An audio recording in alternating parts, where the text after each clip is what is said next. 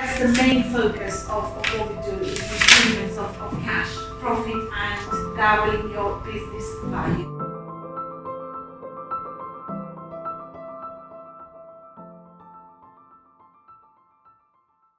So first one is marginal cash flow.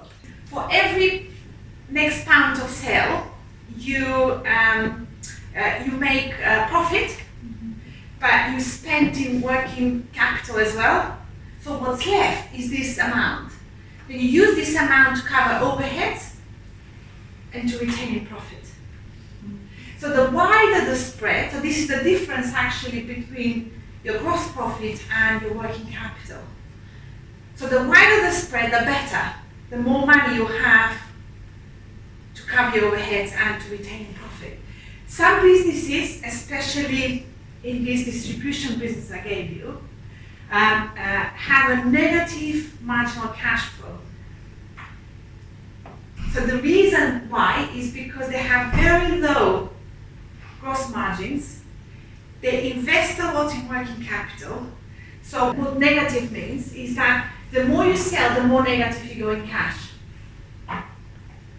So growth Even if you trips are, them up.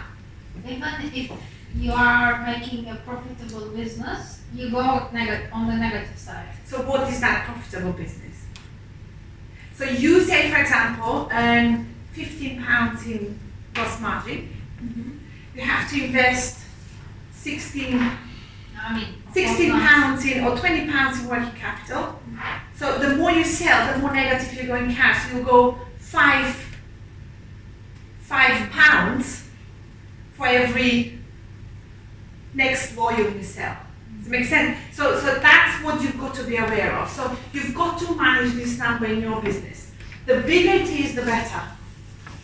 And two strategies to change this. One of them is you increase your gross margins. The other one is to reduce your working capital, and that's investment in working capital we talk about